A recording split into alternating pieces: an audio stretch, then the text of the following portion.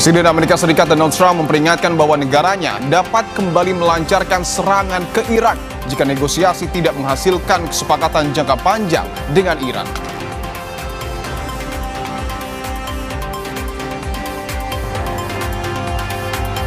Pasca gencatan senjata, sejumlah bendera Israel di Lebanon Selatan diturunkan.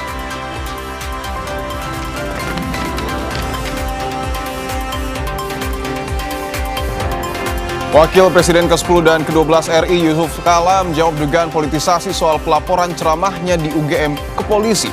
JK mengatakan laporan soal ceramah muncul setelah menyinggung kasus ijazah Jokowi.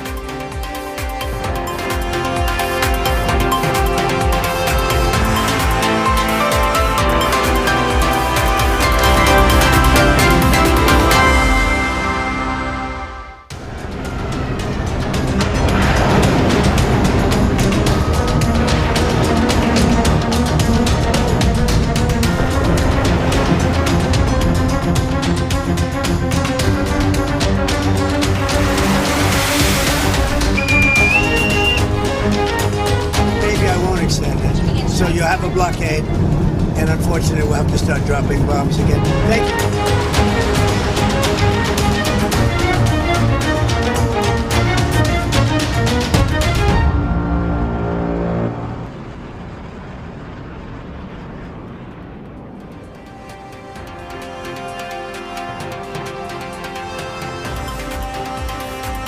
Halo, apa kabar saudara? Selamat datang di program berita Kompas Petang hanya di Kompas TV. Independen, terpercaya. Saya Cindy Permadi. Dan saya Dipo Nurbagia. Langsung saja kita mulai Kompas Petang saudara dengan informasi pertama. Satu warga Israel Utara terluka terkena pecahan roket yang hancur usai dicegat sistem pertahanan udara milik militer Israel.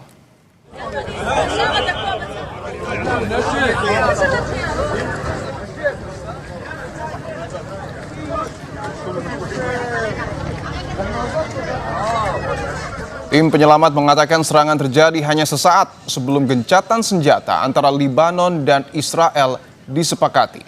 Diduga roket yang datang dari wilayah Lebanon Selatan ini ditembakkan milisi Hizbullah pro-Iran. Seorang warga terluka parah akibat terkena pecahan roket yang hancur. Kelompok Hizbullah yang telah berperang melawan Israel selama 6 minggu sebelumnya mengatakan mereka menentang dialog rencana terkait dialog lanjutan antara Lebanon dengan Israel di Amerika Serikat. Hampir 2.200 orang di Lebanon telah tewas akibat serangan udara Israel.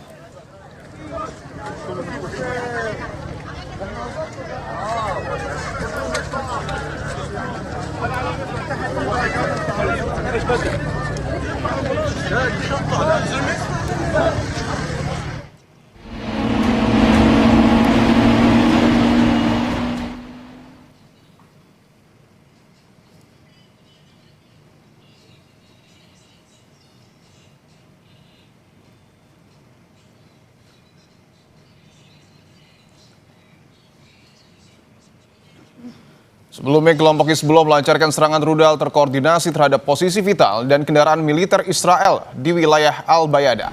Serangan tersebut mencakup serangan rudal berpemandu, rentetan roket, dan drone serang yang menargetkan situs-situs militer Israel di selatan Lebanon hingga ke pedalaman wilayah pendudukan utara. Lebih dari 20 roket diluncurkan oleh pejuang Hizbullah dalam waktu 3 menit menuju permukiman di Palestina Utara yang diduduki Israel.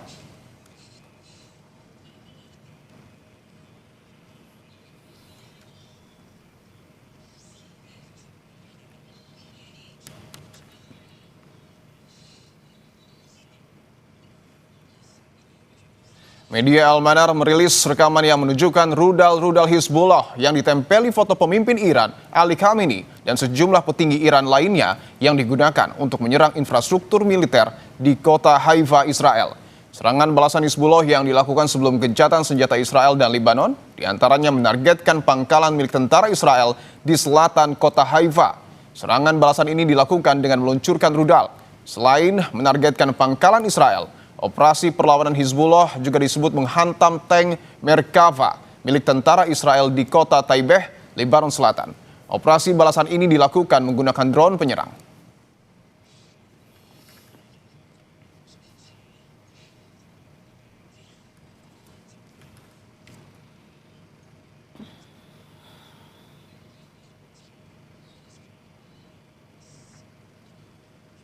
Sementara itu, Komando Pusat Amerika Serikat CENTCOM merilis rekaman video yang menunjukkan kegiatan di kapal perang yang bertugas memblokade Selat Hormuz. CENTCOM mengatakan kegiatan yang ditunjukkan dalam rekaman tersebut melibatkan pasukan Angkatan Laut Amerika Serikat yang memerintahkan kapal dagang untuk berbelok di Teluk Oman.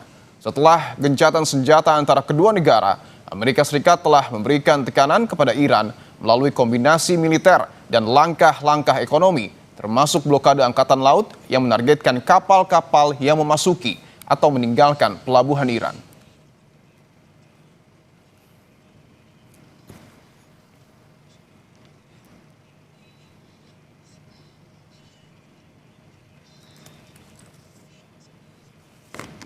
Militer Israel menghancurkan puluhan lokasi yang diduga terkait dengan kelompok Hizbullah di Lebanon Selatan. Israel mengklaim berhasil menghancurkan 70 infrastruktur selama operasi darat terkoordinasi.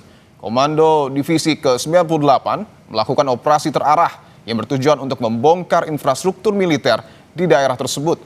Selama operasi, para tentara mengaku menemukan beberapa gudang senjata yang diduga digunakan dalam serangan Hizbullah.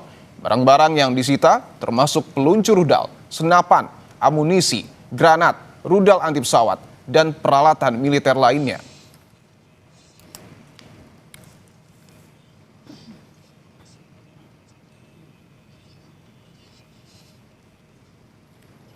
Juru bicara militer Israel, Avi Devrin, mengklaim keberhasilan operasi Singa Mengaum selama 40 hari dengan kerjasama dengan Amerika Serikat dalam serangan yang diluncurkan ke Iran. Fokus operasi ini adalah melumpuhkan persenjataan rudal Iran. Israel mengklaim telah melumpuhkan 60% peluncur rudal balistik Iran dan menghancurkan fasilitas produksi senjata Iran. יצאנו למבצע הזה בשיתוף פעולה היסטורי עם צבא ארצות הברית במטרה לפגוע קשות במשטר הטרור האיראני ולהסיר איומים קיומיים ואפרט על הישגי צה"ל לאורך המבצע ואת עומק הפגיעה שהסבנו למשטר. פתחנו את המבצע במכת פתיחה תחבולנית ומפתיעה, סדורה לפגיעה עמוקה במשטר הטרור האיראני.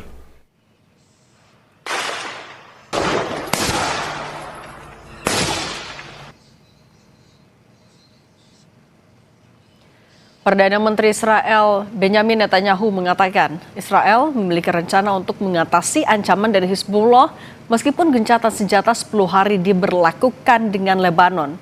Netanyahu menekankan tujuan Israel adalah membubarkan Hizbullah.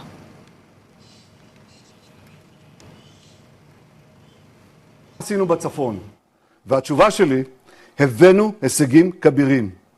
היו לנו שני איומים מלבנון, איום קרוב ואיום רחוק. האיום הקרוב, חדירת אלפי מחבלים לשטחנו, וירי נ"ט ליישובינו.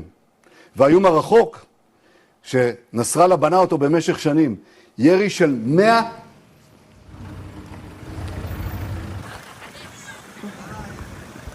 Setelah perjanjian gencatan senjata antara Israel dan Lebanon berlaku, warga di Tyre, Lebanon Selatan mulai kembali ke rumah. Dalam perjalanan ke rumah, warga melewati beberapa bangunan yang hancur akibat serangan Israel.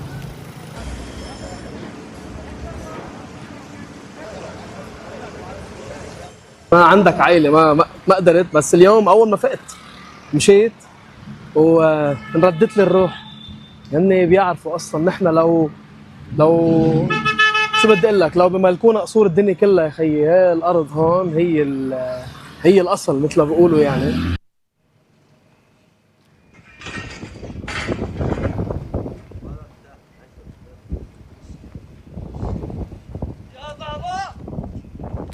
Seorang pria menurunkan bendera Israel di Qolaat Al-Shaqif, Lebanon Selatan pada Jumat waktu setempat. Aksi ini dilakukan saat gencatan senjata antara Israel dan Lebanon diberlakukan.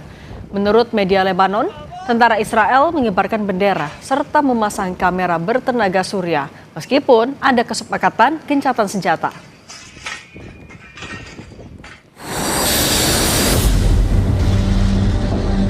Presiden Amerika Serikat Donald Trump memperingatkan bahwa negaranya dapat kembali melancarkan serangan ke Iran jika negosiasi tidak menghasilkan kesepakatan jangka panjang.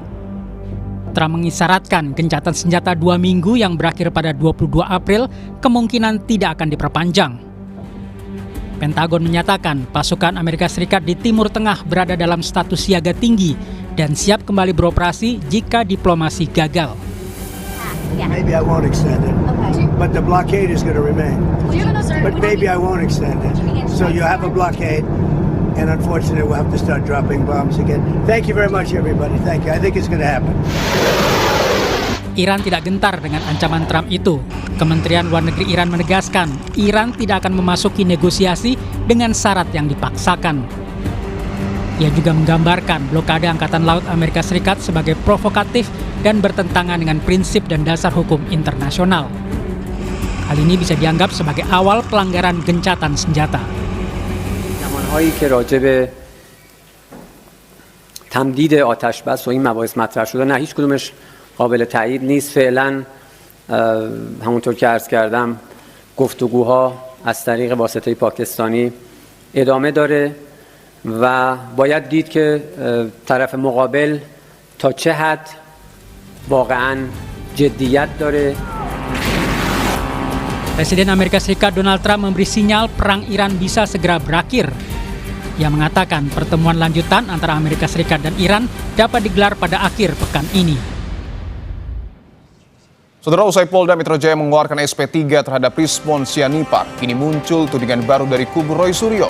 Dr. Tifa menyebut penyelesaian perkara lewat restoratif justice adalah strategi Jokowi untuk menghindari proses peradilan.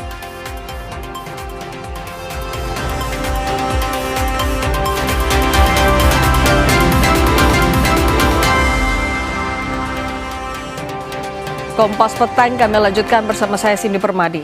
Saudara, usai Polda Metro Jaya mengeluarkan SP3 terhadap Rizmon Sianipar, kini muncul tudingan baru dari kubu Roy Suryo. Dr. Tifa menyebut penyelesaian perkara lewat restoratif justice adalah strategi Jokowi untuk menghindari proses peradilan.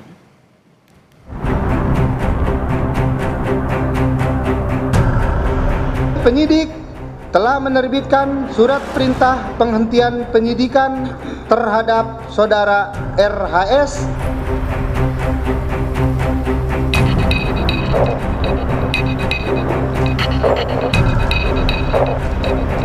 Siapa sih pihak yang paling khawatir?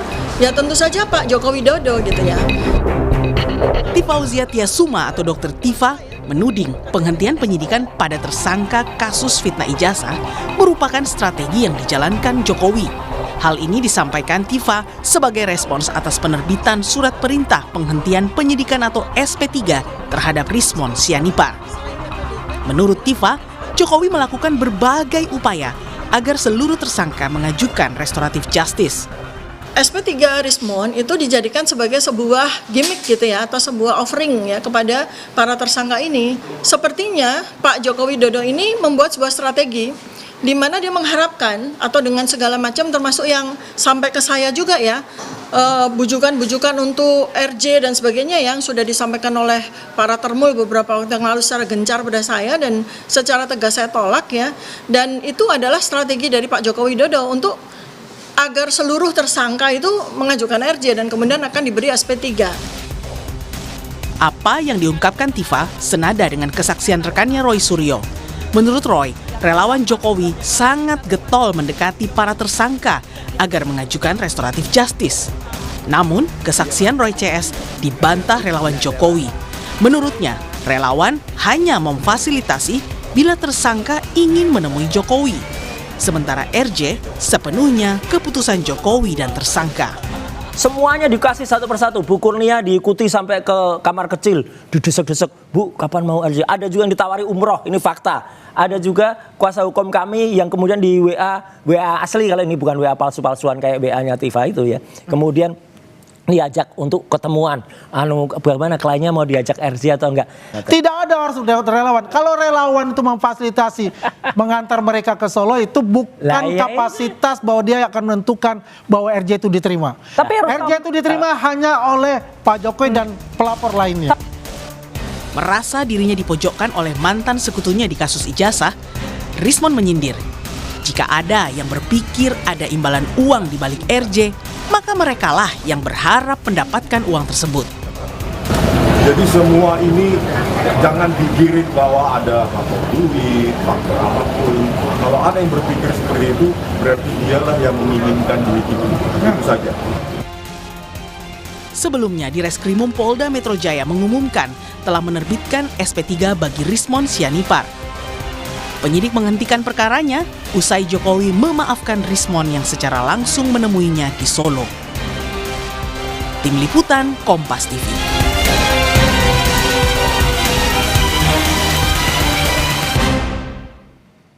Hingga kini sudah 3 orang dari pihak tersangka kasus ijazah Jokowi yang menerima SP3 usai memilih proses restoratif justice. Langkah RJ yang dipilih ini dituding sebagai skenario Jokowi untuk menghentikan langkah Roy Suryo CS membawa kasus ijazah ke pengadilan. Lalu benarkah tudingan Jokowi mengobrol restoratif justice melemahkan Roy Suryo CS? Kita bahas bersama kuasa hukum Roy Suryo Ahmad Hozinuddin dan juga ketua kami Jokowi Gibran Rosman Nasution. Selamat petang, Bapak-bapak. Selamat petang. Assalamualaikum warahmatullahi wabarakatuh. Waalaikumsalam warahmatullahi wabarakatuh. Bang Rasman, Dr. Tifa bilang RJ ini strategi Pak Jokowi atau kubu Pak Jokowi biar kasusnya nggak lanjut sampai peradilan. Bener nggak? Pertama, mohon maaf suara Adinda atau adik saya ini kurang terang saya terima ya. Tapi suaranya hilang-hilang timbul. Oke, kalau gitu saya ulangi Bang Rasman. Dr. Tifa bilang kalau restoratif justice ini strategi kubu Pak Jokowi biar kasusnya tidak lanjut ke pengadilan. Semuanya SP3. Benar nggak Bang? Begini.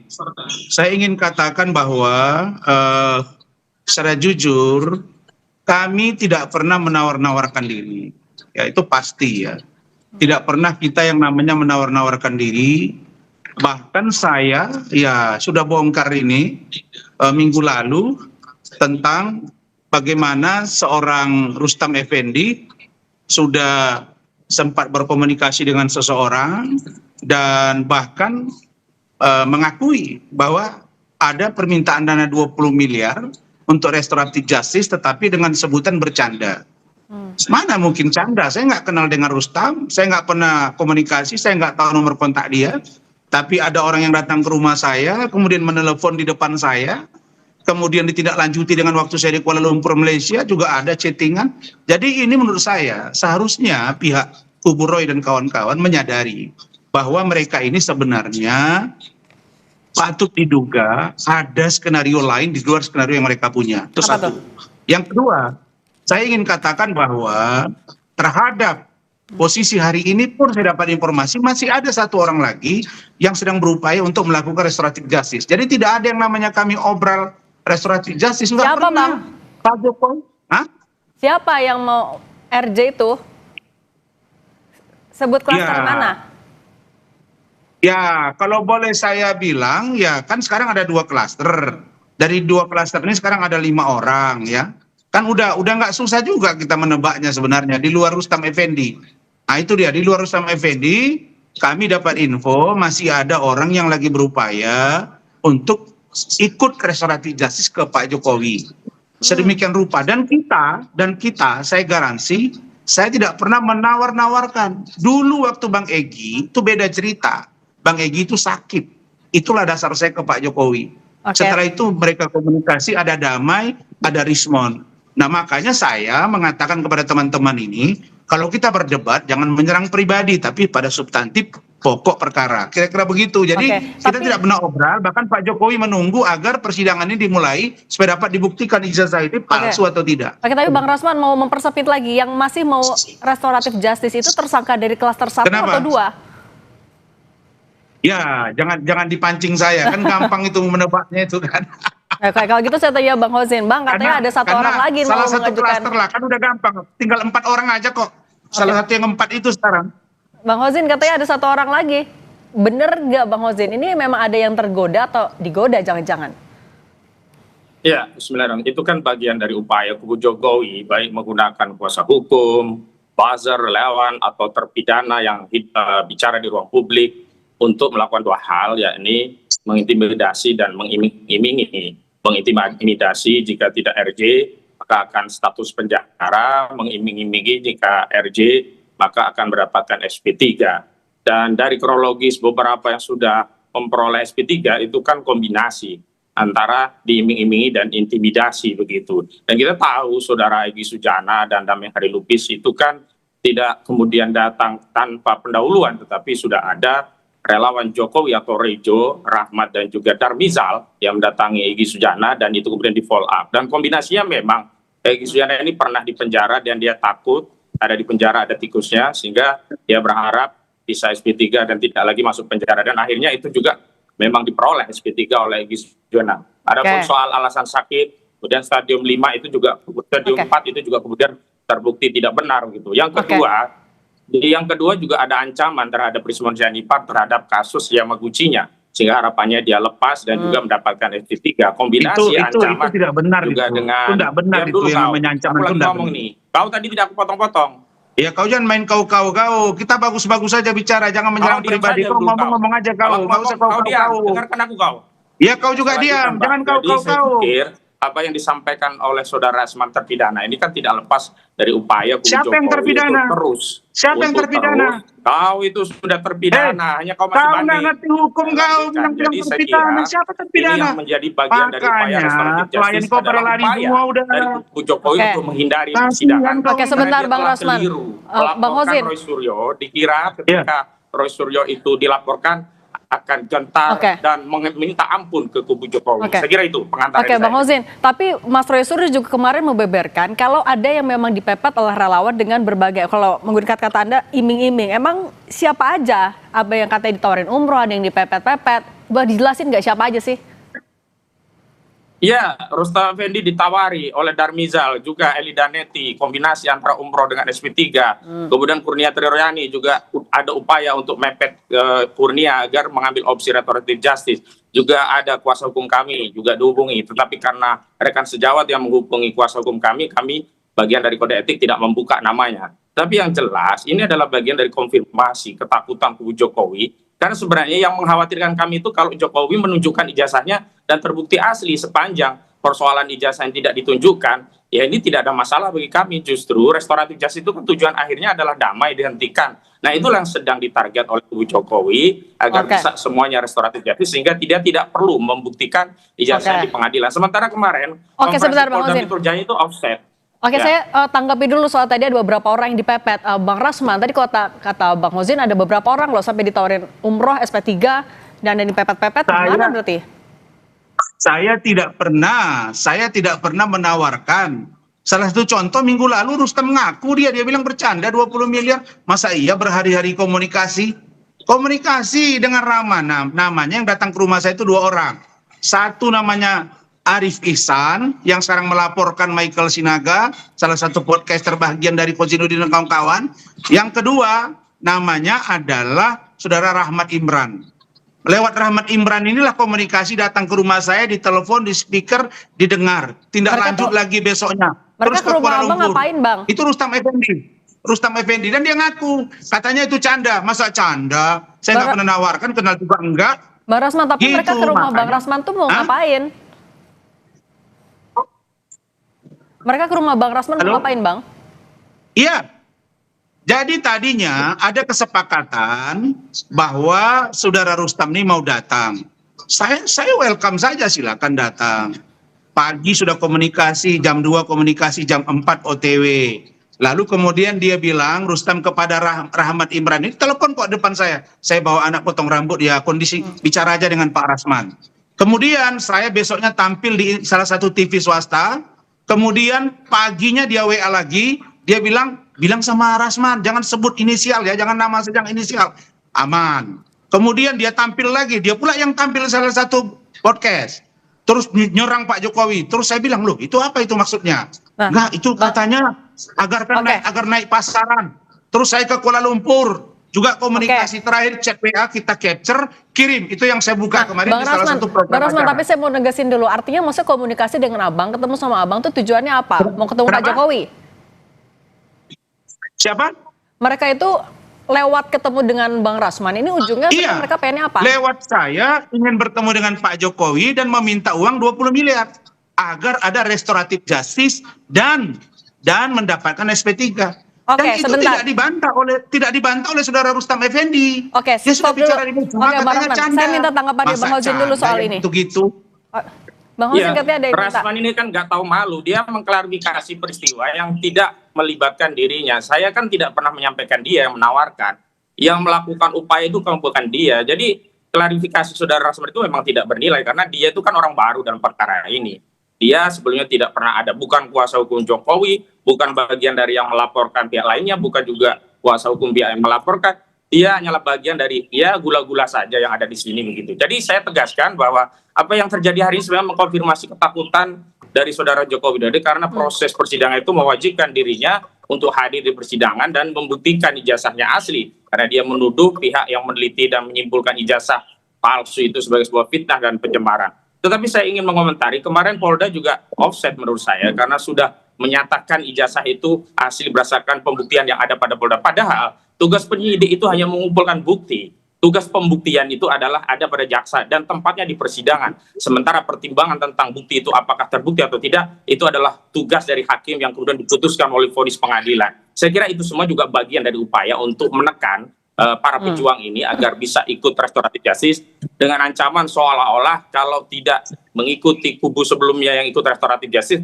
akan berujung penjara. Padahal sebaliknya, justru jika terbukti bahwa ijazah itu bermasalah, maka saudara Joko Widodo lah yang harus mempertanggungjawabkan, bukan hanya saat ini, tetapi 2 periode memimpin Republik ini. Tentu ini ada pertanggungjawaban khusus terlepas bahwa apa yang sudah terjadi memang sudah terjadi, mau bagaimana lagi. Saya kira begitu, Mbak. Oke, soal restoratif justice tadi, ini kan ada 3 orang yang sudah dapat restoratif justice. Kalau kita lihat adalah orang-orang yang vokal.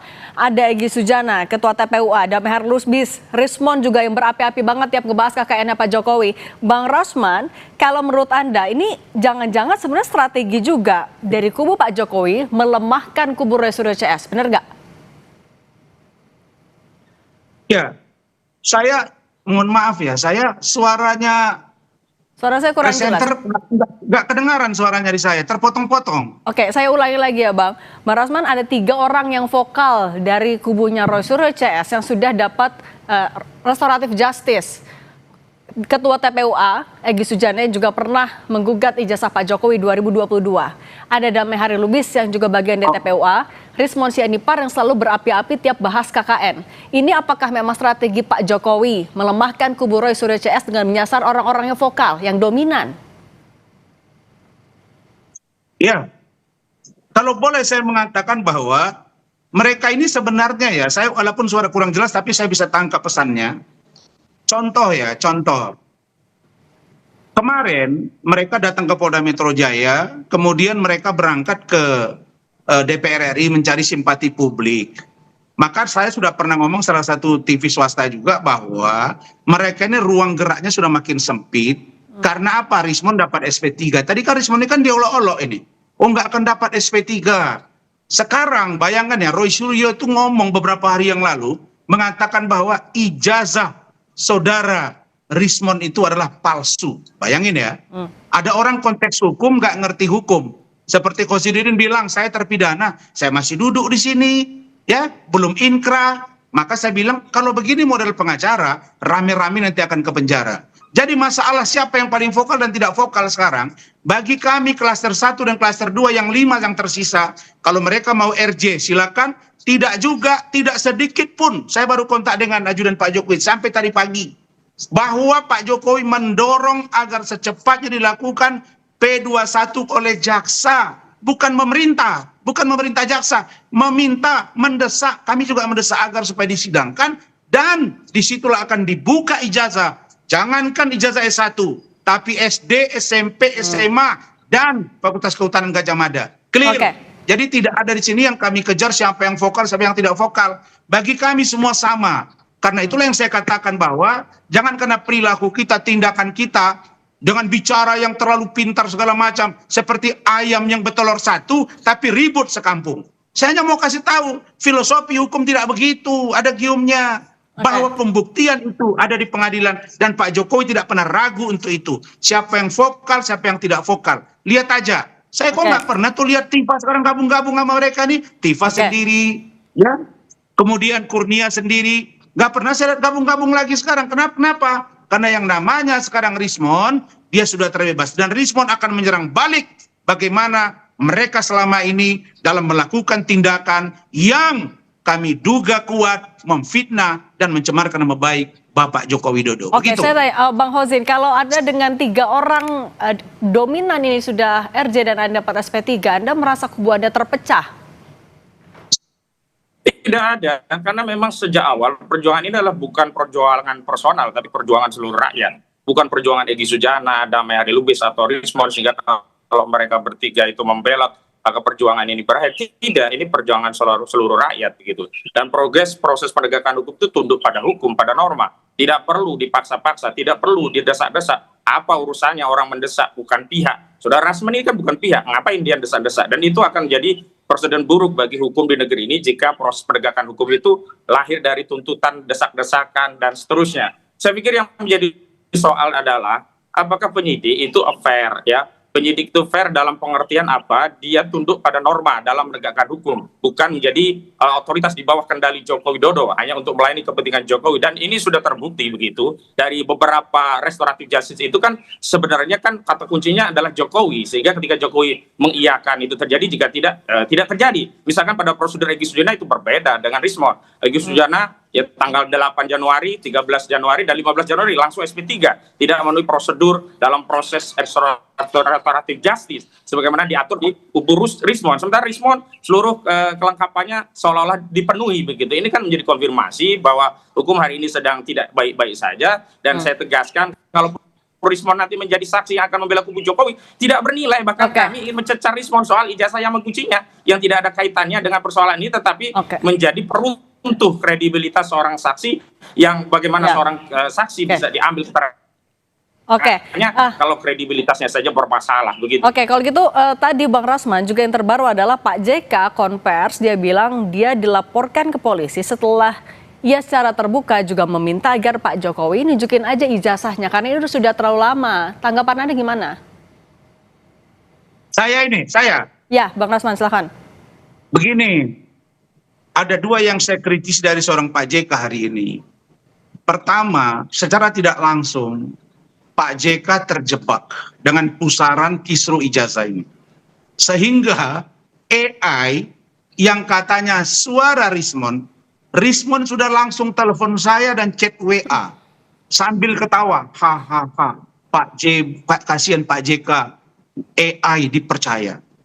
Pak JK melapor, itu produk AI. Kalau dilaporkan, bukan Rismonnya, tapi akunnya. Perkara nanti ada suara itu suara Rismon atau tidak, itu nanti urusan proses di kepolisian. Nah itu, jadi Pak JK ini kejebak. Setelah itu, Pak JK keluar. Dia tidak bicara masalah saudara Rismon secara utuh, tapi bicara tentang ijazah Pak Jokowi. Nah sekarang pertanyaannya, Pak Jokowi ini untuk apa dipinta oleh Pak JK menunjukkan ijazah? Hari ini sudah berlangsung namanya due process of law. Ijazah itu akan diperlihatkan. Sekarang bukan lagi ranah apalagi amar konstitusi seluruh Indonesia. Saya ini rakyat Indonesia. Saya demi Allah, demi Rasulullah berangkat ke Pematang Siantar. Penyanyi saja masih cinta dengan seorang Joko Widodo. Saya berangkat ke Solo, setiap hari lebih dari 100 orang datang ke rumah Pak Joko Widodo. Tidak ada yang mengarahkan itu. Jangan bawa nama Indonesia seluruh Indonesia. Saya keberatan dengan pernyataan itu. Bang Rasman, tapi tadi Anda bilang Pak JK terjebak di pusaran ijazah Pak Jokowi. Emang terjebak kenapa? Siapa yang ngejebak? Iya, maksud saya dia terbawa dalam pusaran sehingga dia menganggap bahwa ijazah ini bisa diselesaikan dengan ditunjukkan. Ini kan coba ingat ya, Pak Jokowi itu melapor April. Ya, sebelum April ini yang namanya Roy sudah kemana-mana nantangin, laporin. Roy, Rismon, Tifa yang paling dasar. Bahkan berangkat ke kuburan. Apa urusannya penelitian ke kuburan? Nah sekarang Rismon membuka itu bahwa saya keliru, saya salah menilai. Ternyata ijazah Pak Jokowi asli. Saya minta maaf. Itu yang dia lakukan. Jadi Jokowi paper bukunya Gibran Endgame itu tidak sah dan tidak layak diedarkan di Indonesia. Oke.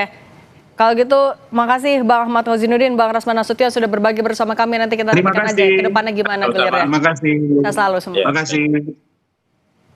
Saudara Wakil Presiden ke-10 dan ke-12 RI Yusuf Kala menjawab dugaan politisasi soal pelaporan ceramahnya di UGM ke polisi. JK mengatakan laporan soal ceramah muncul setelah menyinggung ijazah Jokowi.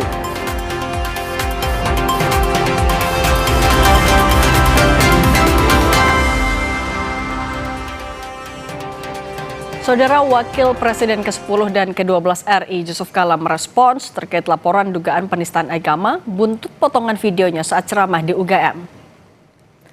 Dalam keterangan persnya, Yusuf Kala menyebut laporan terhadap dirinya muncul setelah ia melaporkan Rismon Sianipar dan meminta Jokowi menunjukkan ijazahnya agar tidak jadi polemik. JK juga sempat menunjukkan tangkapan layar chat tim Rismon CS yang ingin bertemu dirinya, namun ia tolak. JK menyebut permintaan Jokowi untuk menunjukkan ijazah sebagai saran agar polemik ijazah tidak berlarut. Saya tidak menuduh politik, tetapi ini kenyataannya bahwa ini timbul setelah saya mengadukan si Rismon, dan kedua saya mengatakan bahwa ini sudah 2 tahun rakyat ini berkonflik, bertentangan, saling mengadu, saling berteriak-berteriak, demo. Sudahlah Pak Jokowi, sudahlah, kasihlah ijazah saja. Itu saja. Timbul lain, sensitif sekali itu ijazah. Kenapa sih? Dan saya yakin itu asli. Kenapa tidak kasih lihat? Kenapa tidak kasih lihat? Membiarkan masyarakatnya berkelahi sendiri. Saling memaki masyarakat. 2 tahun. Ini saya ingin kasih tahu sama Anda. Saya berpasangan dengan, saya wakilnya Pak Jokowi. Tapi karena sudah selesai urusannya, maka kita sebuah warga negara biasa. Saya lebih tua dari dia. Jadi sebagai orang yang lebih senior, saya nasihati. Banyak yang mengatakan, apalagi Pak JK itu, apa kurangnya Pak Jokowi ke Pak JK sikap ini. Sebelumnya pada Kamis 9 April 2026, Yusuf Kala melaporkan peneliti forensik digital Rismon Sianipar ke Baris Krim Polri. JK melaporkan dugaan pencemaran nama baik dan fitnah terkait tudingan bahwa dirinya menjadi pihak yang mendanai polemik ijazah Jokowi. JK menegaskan tidak pernah terlibat dalam upaya pendanaan sebagaimana yang dituduhkan. Sementara pada 12 April 2026, Yusuf Kala dilaporkan DPP Gerakan Angkatan Muda Kristen Indonesia bersama sejumlah organisasi ke polisi terkait dugaan penistaan agama dalam ceramahnya di UGM.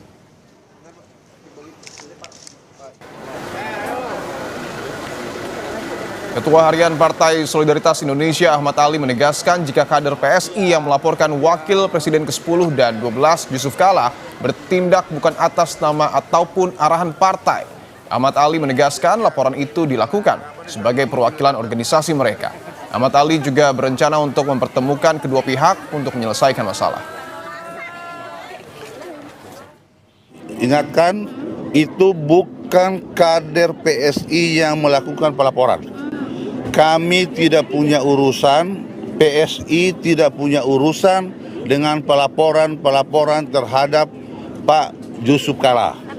Tapi sebagai pribadi, mereka punya organisasi, namanya GAMKI, dan ada 20 organisasi yang ada di belakangnya. Kemudian mereka melakukan pelaporan, itu dijamin oleh undang-undang. Namun demikian, hari ini kami sedang membicarakan, kemarin Pak Yusuf Kala menelpon saya untuk kemudian insya Allah dalam waktu dekat kami akan melakukan pertemuan mediasi. Saya akan mediasi. Terkait respons JK atas laporan dirinya ke polisi dan kasus ijazah Jokowi, kita sapa jurnalis Kompas TV Putri Oktaviani dan juru kamera Arif Rahman. Okta, jadi apa sebenarnya yang dikritisi oleh Yusuf Kala soal laporan dirinya ke polisi dan namanya yang terseret di kasus ijazah?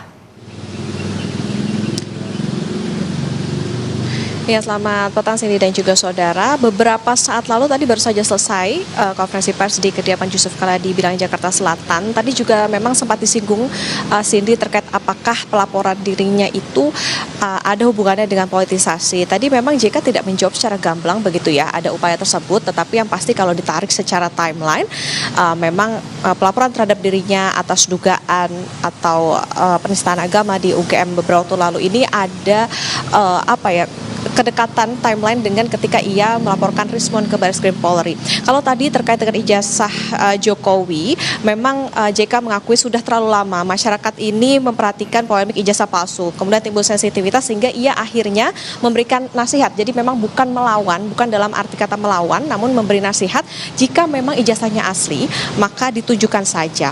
Tadi juga sempat menarik Cindy dan juga saudara bahwa JK menyinggung sempat ada permintaan untuk bertemu dengan Rismon Sianipar. Namun tadi dari tangkapan layar yang disampaikan bahwa ia merasa ia tidak perlu menemui siapa-siapa karena dalam posisi yang netral.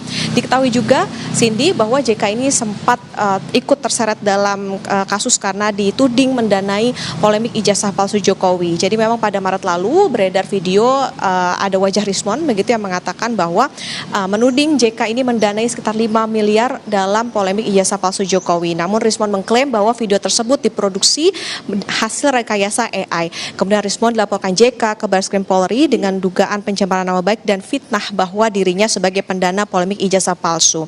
Kemudian JK juga mengakui bahwa memang pelaporan terhadap Rismon ini karena tudingan tersebut tidak etis dan menghina sebagai orang yang pernah mendampingi Jokowi sebagai wakil presiden. Tadi di dalam konferensi pers juga sempat disinggung oleh JK bahwa ia sempat flashback bagaimana proses kemudian ia akhirnya mendampingi Jokowi sebagai wakil presiden. Kemudian JK sempat mengatakan bahwa ia punya andil begitu sampai akhirnya Jokowi menjadi presiden kala itu. Dan memang Cindy dan juga saudara, kita tunggu nanti seperti apa langkah yang akan diambil oleh JK terkait dengan bagaimana pelaporan tersebut. Apakah nanti akan ada langkah berikutnya dari Yusuf Kala atau seperti apa, tapi yang pasti tadi tidak dijawab secara gamblang apakah ada upaya politisasi dan sebagainya, tetapi memang membenarkan bahwa pelaporan terhadap dirinya ini berdekatan dengan ketika ia melaporkan Rismon ke Barreskrim Polri. Cindy. Oke. Okta tapi menegaskan lagi, kalau secara timeline berdekatan, tapi apakah Yusuf Kala juga akan melakukan apa? Apakah ada tindakan yang akan dilakukan oleh Pak JK dalam waktu dekat menanggapi hal ini? Iya, Cindy dan juga saudara, sampai dengan saat ini tadi juga tadi JK hanya memberikan soal membenarkan soal tadi adanya kedekatan timeline begitu ya dengan ia dilaporkan ke polisi dengan ketika ia sebelumnya sempat melaporkan Rismon ke Barreskrim Polri, tetapi memang apakah nantinya langkah hukum berikutnya ditempuh ini masih kita tunggu. Tapi tadi kalau terkait dengan bagaimana kasus atau yang saat ini sedang tadi dibahas begitu dalam konferensi pers soal ceramahnya di UGM, ini tadi JK sebetulnya menyerahkan saja, yang pasti sudah banyak organisasi-organisasi yang dalam arti kata membela dirinya atau juga melakukan pelaporan balik begitu ya terkait dengan ceramahnya di UGM beberapa waktu lalu. Cindy. Terima kasih jurnalis Kompas TV Putri Oktaviani dan Arif Rahman. Saudara, tetaplah bersama kami di Kompas Petang. Usai jeda ada informasi terkait dengan Presiden Amerika Serikat Donald Trump memperingatkan bahwa negaranya dapat kembali melancarkan serangan ke Iran jika negosiasi tahap kedua gagal.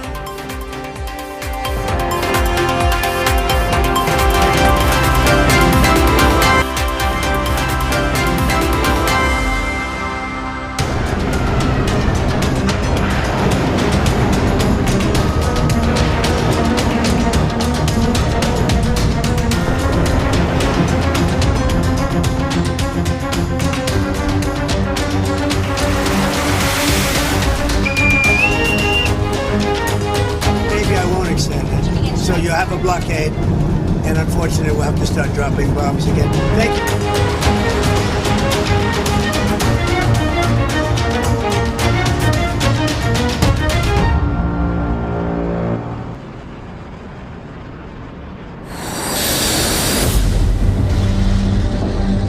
Presiden Amerika Serikat Donald Trump memperingatkan bahwa negaranya dapat kembali melancarkan serangan ke Iran jika negosiasi tidak menghasilkan kesepakatan jangka panjang. Trump mengisyaratkan gencatan senjata 2 minggu yang berakhir pada 22 April kemungkinan tidak akan diperpanjang. Pentagon menyatakan pasukan Amerika Serikat di Timur Tengah berada dalam status siaga tinggi dan siap kembali beroperasi jika diplomasi gagal. Maybe I won't extend it, but the blockade is going to remain. But maybe I won't extend it. So you have a blockade, and unfortunately we'll have to start dropping bombs again. Thank you very much, everybody. Thank you. I think it's going to happen. Iran tidak gentar dengan ancaman Trump itu.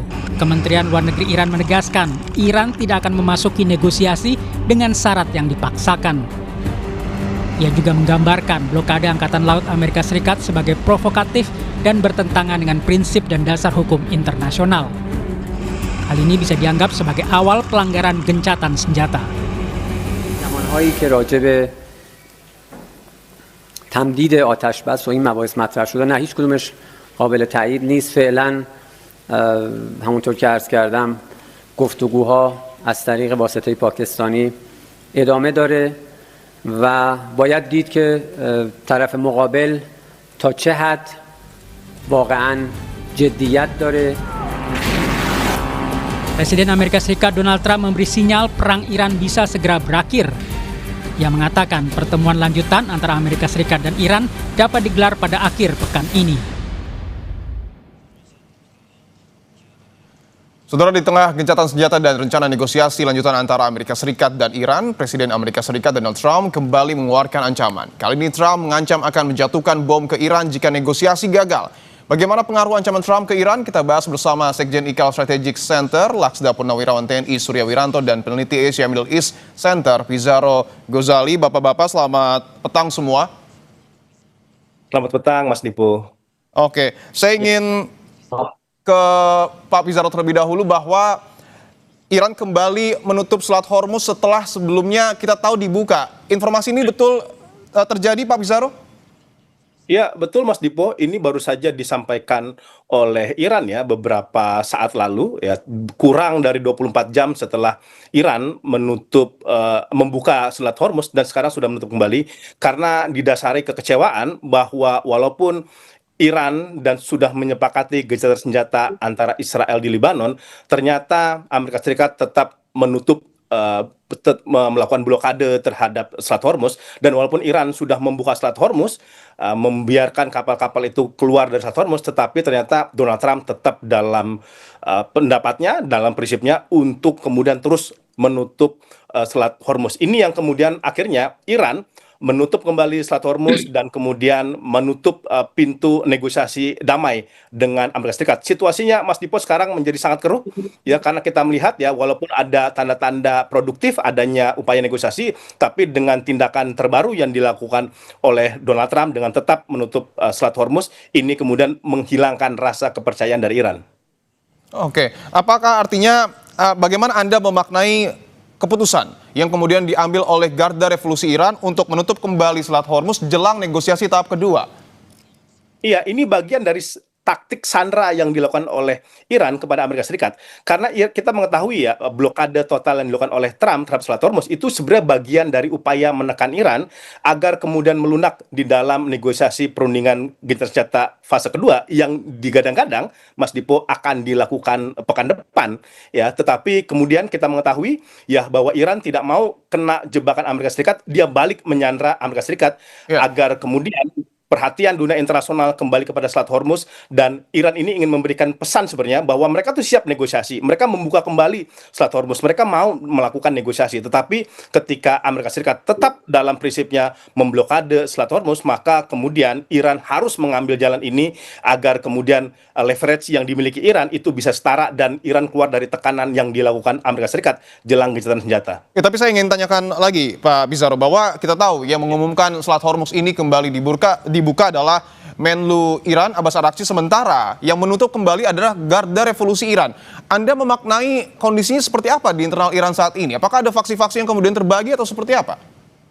Iya, secara umum kalau kita lihat sekarang Mas Dipo ya, tongkat diplomasi yang dilakukan oleh Iran itu ada di faksi militer ya. Kalau kita lihat bahkan sekarang dalam negosiasi gencatan senjata fase kedua, ini yang ditunjuk Pakistan pun juga Asim Munir.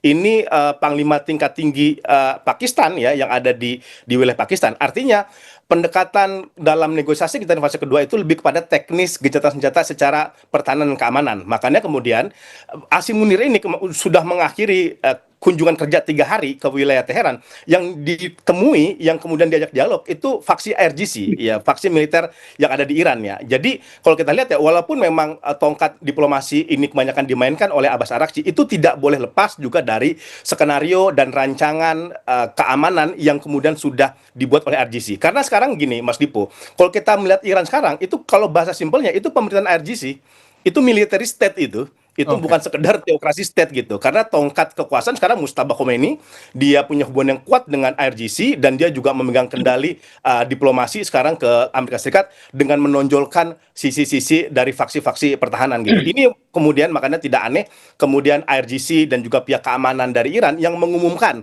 kembali ditutupnya blokade Hormuz ini sebagai pesan bahwa Iran tidak mau didikte oleh Amerika Serikat, bahwa ini pesan bahwa Iran tidak bisa kemudian dikontrol oleh Amerika Serikat, dan ini kemudian juga menjadi pesan kepada para mediator terutama Pakistan bahwa selama Amerika Serikat masih melakukan blokade Selat Hormuz, mereka juga tidak akan pernah mau kemudian melakukan negosiasi di Islamabad. Baik, saya ingin ke Pak Surya bahwa tadi disebutkan ketika Garda Revolusi Iran kembali menutup Selat Hormuz, ini memperkeruh situasi di Timur Tengah. Anda sepakat dengan hal ini, Pak Surya?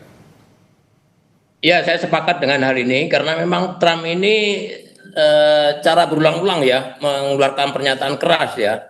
Kalau saya monitor sejak 28 Februari yang lalu, ancaman itu menghancurkan pembangkit listrik misalnya, jembatan, infrastruktur ya dalam 1 malam, dalam 4 jam ya, kemudian ingin mengembalikan Iran itu ke peradaban zaman lalu ya, dalam 1 malam gitu ya, kembali ke zaman batu. Dan baru-baru ini Trump juga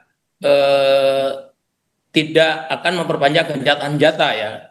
Kemudian blokade di Selat Hormuz akan tetap berlanjut dan kita mungkin harus mulai menjatuhkan bom lagi, itu infonya. Jadi satu sisi Amerika itu kan mengikuti langkah Iran ya untuk blokade. Nah, dia blokade yang katanya sampai ke Selat Hormuz, saya juga nggak yakin karena Selat Hormuz itu demikian sempit dan sudah dijaga dengan ranjau-ranjau dan sebagainya. Makanya dia berada di perairan Oman ya.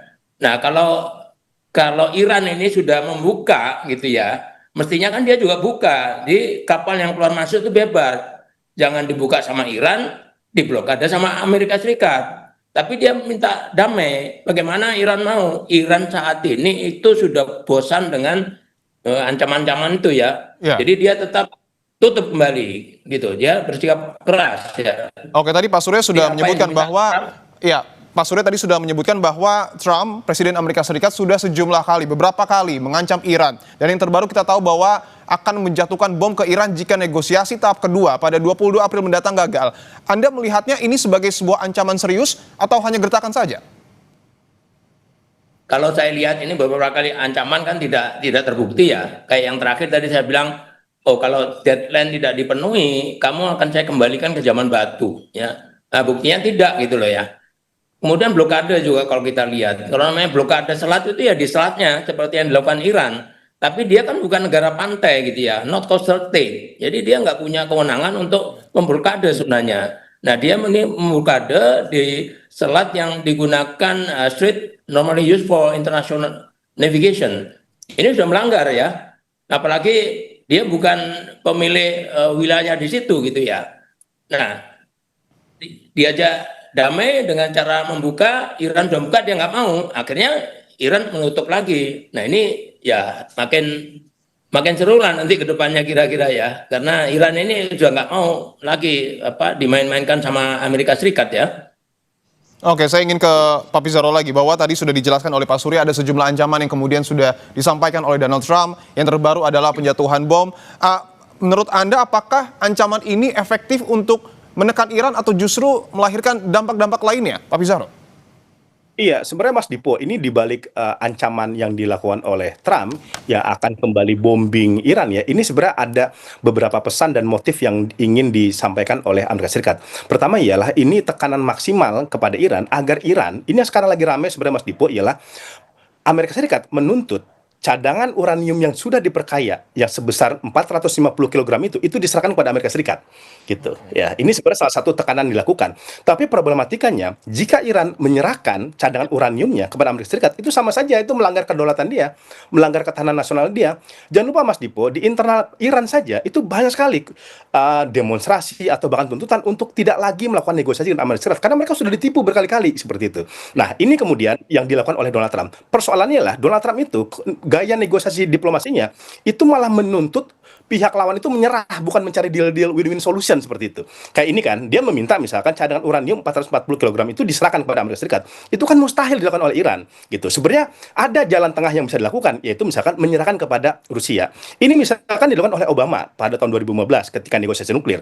Iran itu menyerahkan 11 ton ya uranium rendahnya kepada pihak Rusia atas jaminan dari Amerika Serikat dan juga negara-negara lainnya. Sebagai timbal baliknya, Iran itu mendapatkan 140 ton uranium asli ya. Jadi yang setengah jadinya diserahkan 11 ton, dia dikasih sebagai timbal baliknya 140 uranium yang masih alami seperti itu. Itu bisa terjadi. Nah, problematikanya Trump ini kan tidak mau. Dia mau Iran itu benar-benar tidak punya cadangan uranium sama sekali agar tidak bisa mengembangkan nuklirnya. Kalau tuntutan masih seperti ini, aku yakin ya negosiasi berkali-kali pun itu sulit untuk menekan Iran. Karena Iran tidak akan pernah menyerah gitu. Karena ini red line bagi mereka. Baik, lalu apa yang kemudian akan mempertemukan Iran dan juga Amerika Serikat agar kesepakatan bisa tercapai dalam negosiasi tahap kedua?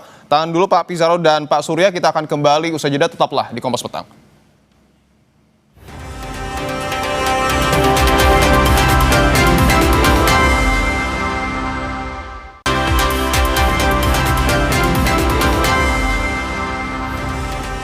Kita kembali lanjutkan dialog di Kompas Petang bersama dengan Laksda Purnawirawan TNI Surya Wiranto dan juga Pizarro Ghazali. Saya ingin ke Pak Pizarro lagi bahwa tadi Anda menyebutkan bahwa Presiden Donald Trump ini menginginkan pengayaan uranium Iran ini dihentikan total, bahkan meminta cadangan uranium diserahkan ke Amerika Serikat.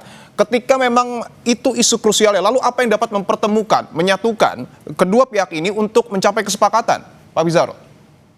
Iya, kalau kita lihat sejarah negosiasi nuklir antara Iran dan Amerika Serikat, itu ada jalan tengah yang bisa diambil gitu. Tetapi ini sangat bergantung dengan sejauh mana ada itikat dan goodwill yang dilakukan oleh Amerika Serikat ya dengan Iran. Pertama, negosiasinya itu harus berimbang dan adil. Mas Dipo ya, terjadinya kesepakatan JCPOA pada 2015, jangan lupa itu mulai pendekatan Washington ke Iran itu sejak 2009. Bayangkan, Obama itu butuh waktu 6 tahun hingga kemudian mencapai finalisasi draft JCPOA. Dan ada keterbukaan juga dari Obama untuk melibatkan pihak-pihak internasional sebagai yang menjadi mediator. Ini kan berbeda ya dalam yang waktu sekarang gitu. Donald Trump itu sama sekali menutup pintu adanya upaya win-win solution yang terjadi. Dan dia gaya diplomasinya ingin sehari semalam itu jadi. Sangat-sangat sulit untuk melakukan itu terjadi ya. Karena kalau kita lihat tadi bagaimana negosiasi antara Obama dengan Teheran saja pada zaman dahulu itu membutuhkan waktu 6 tahun. Bagaimana kemudian sekarang G-Defense itu datang ke Islamabad dan dia mengatakan ini proposal terakhir. Lu terima apa nggak terima itu bukan urusan saya. Kalau Anda terima, tidak terima, itu malah akan konflik perang. Nah, negosiasi seperti ini harusnya itu tidak dilakukan oleh Amerika Serikat gitu. Karena kalau menanya negosiasi dan diplomasi, harus ada titik kompromi di antara mereka. Sekarang kan sebenarnya gambaran sudah ada di Mas Dipo. Amerika Serikat meminta pengayaan uraniumnya Iran itu dibatasi sampai 20 tahun. Iran mengatakan, kami hanya mau sampai 50 tahun. Saya kira ada titik jalan tengah yang mungkin saja ada pembatasan misalkan 7 sampai 10 tahun dengan ada pengawasan dari pihak internasional. Nah, kalau ini terjadi, kalau ini disepakati, menurut saya ini bisa menjadi jalan untuk menengahi masalah nuklir. Nanti walaupun nanti ada lagi misalnya Strait Hormuz gitu. Ini juga ada jalan tengahnya sebenarnya. Iran misalkan itu kembali mendapatkan kendali dari Strait Hormuz, tetapi dia juga tidak boleh melakukan concession fees sebesar 2 juta US dollar. Tapi Iran itu kan kemudian dia juga meminta jaminan kalau saya kemudian mengendalikan Strait Hormuz, apa jaminan tidak diserang kembali. Nah, ini juga ada jalan tengahnya di mana misalkan nanti kayak ada semacam unifilnya di laut nih, Mas Dipo gitu ya. Ada pasukan internasional yang memastikan tidak ada lagi agresi dari Israel dan Amerika Serikat kepada wilayah Iran. Itu bisa dilakukan oleh Pakistan, bisa dilakukan oleh Qatar, oleh Turki, dan lain-lain sebagainya. Tetapi kembali kepada sejauh mana ethical goodwill dari Washington itu untuk mau mencari jalan tengah, bukan memaksa Iran itu tunduk. Oke, kalau Pak Surya melihat artinya ini semua kesepakatan yang kemudian nanti diharapkan tercapai di negosiasi tahap kedua, ini bergantung pada Amerika Serikat, bergantung pada perilaku Donald Trump, atau seperti apa Pak Surya? Ya saya kira bukan tergantung kepada Amerika Serikat ya sebagai negara ya. Karena permasalahan ini sebenarnya tergantung dari Trump sendiri ya. Kalau kita kembali lagi, yang diminta Trump itu apa sih? Trump itu menginginkan agar Iran itu membuka kembali Selat Hormuz kan tadi sepenuhnya untuk agar lalu lintas internasional itu lancar, karena ini kebutuhan 1/5 kebutuhan minyak dunia dan sudah dirasakan dampak daripada ditutupnya itu. Nah tapi timbal baliknya kan mestinya Amerika juga sebagai non state ya, dia tidak punya wilayah di situ. Ini kan juga harusnya membuka gitu loh, hingga berimbang. Nyata tidak. Kemudian komitmen kuat bahwa Iran tidak boleh memiliki senjata nuklir. Tadi sudah dijelaskan panjang lebar ya, dan pembatasan nuklirnya. Nah ini juga harus ada win-win gitu ya. Nggak boleh dia doktriner, memaksa gitu ya. Kamu harus 20 tahun misalnya tadi sampaikan. Nggak bisa seperti itu. Jadi harus ada timbal balik ya. Kalau satu nawarin dibuka, ya yang satunya dibuka juga. Jangan Iran suruh buka, udah dibuka, dia nggak mau, ya ditutup lagi ya. Nah kemudian negosiasi ini masih berlangsung terus sebenarnya. Nanti mungkin ada putaran lagi di Pakistan. Tapi kalau kita lihat putaran sebelumnya, ini kan mentok ya. Sehingga ancaman militer itu kembali muncul, ancaman pengeboman kembali muncul. Dan itu retorikanya Trump aja untuk memaksa Iran ya. Tapi kenyataannya kita lihat, Iran nggak mau, Iran tetap bertahan ya. Iran ingin membuktikan bahwa saya juga mampu menghadapi Amerika. Nah ini luar biasa ya. Nah situasi saat ini kalau kita lihat, Trump ini kadang terdengar sangat optimis bahwa kesepakatan bisa segera tercapai, tapi di sisi lain ya harus menekan dengan ancaman keras ya, gaya maximum pressure gitu ya, yang sudah dikenal masa jabatan pertamanya. Jadi kita sudah mengenal betul karakternya Trump ini. Kami pun di IKAL Strategic Center itu sering memberikan kajian-kajian ya, sejak beliau Trump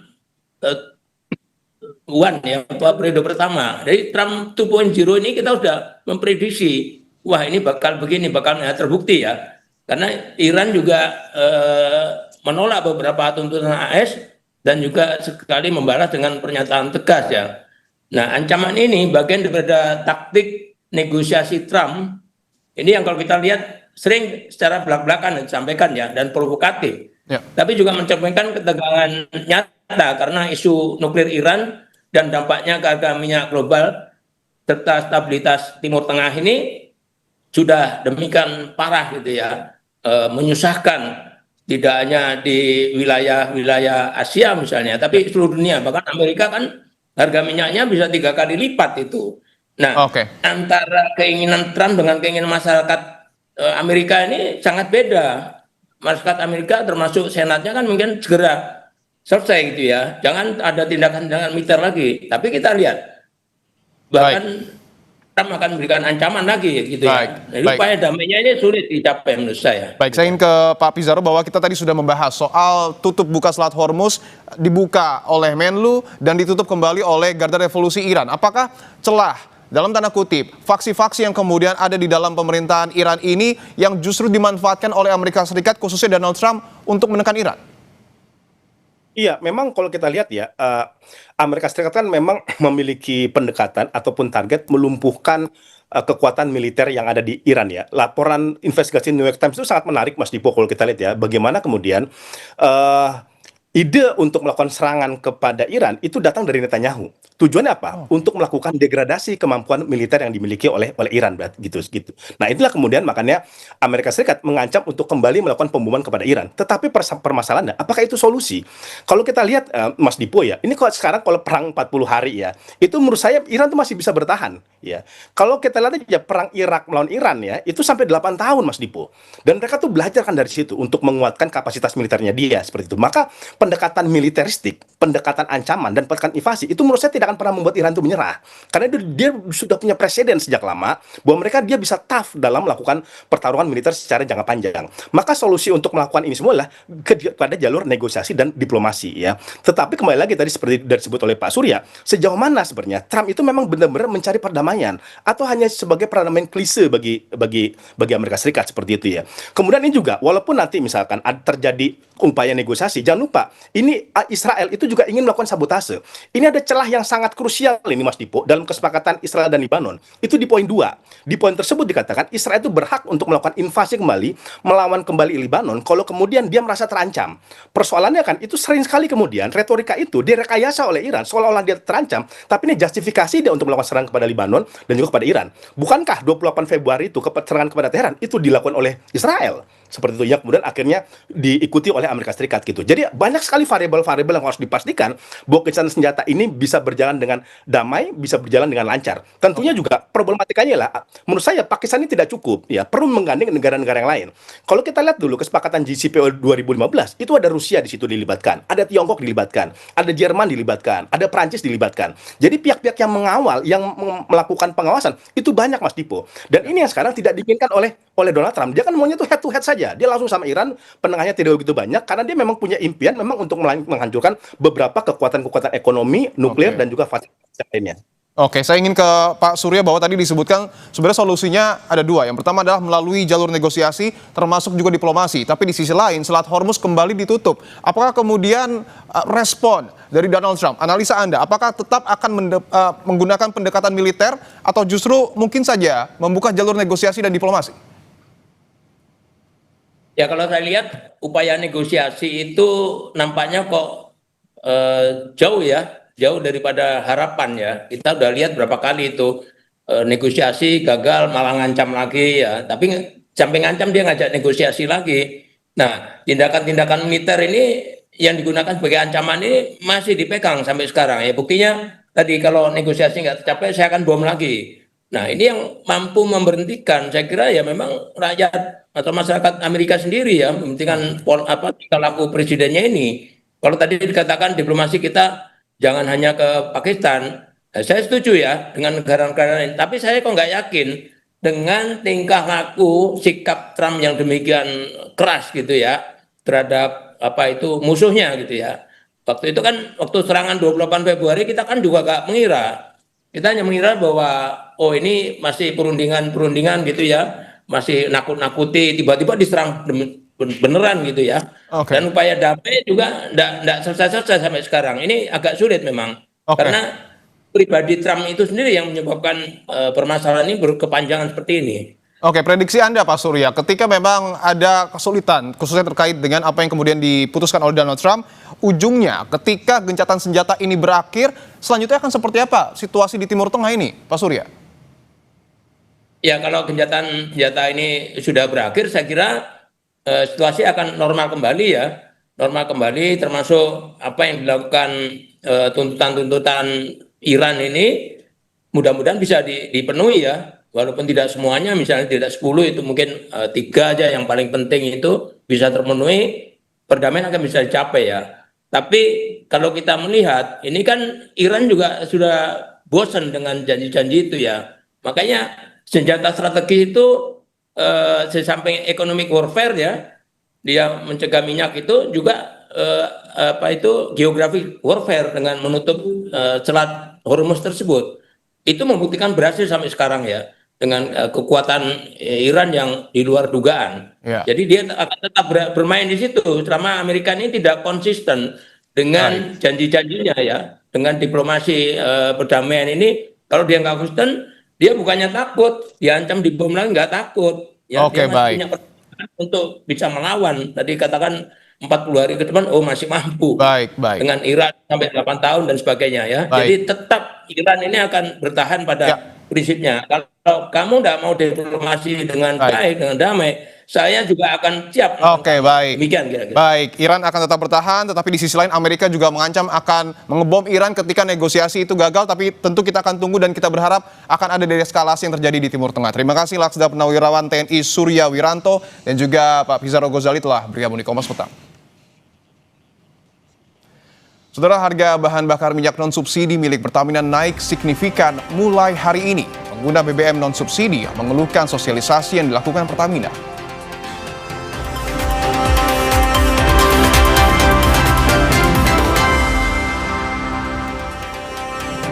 Terima kasih Anda masih bersama kami di Kompas Petang. Saudara, Iran kembali menutup Selat Hormuz dan menuduh Amerika Serikat melanggar kesepakatan. Keputusan ini dibuat Iran setelah Trump menyatakan tidak akan mengakhiri blokade di Selat Hormuz. Iran memperingatkan selama blokade Amerika Serikat terhadap pelabuhan Iran diberlakukan, maka Selat Hormuz akan diblokir. Sikap ini diumumkan melalui media pemerintah Iran.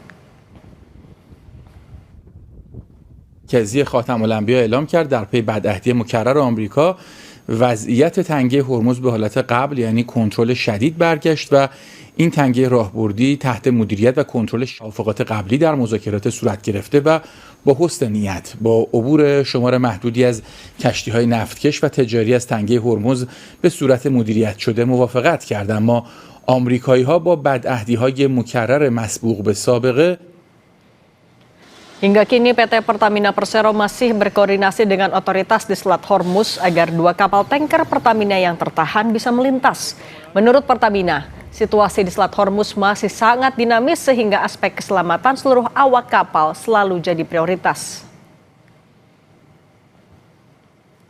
Untuk 2 kapal Pertamina, saat ini kami terus memonitor perkembangan dan berkoordinasi intensif dengan seluruh pihak terkait.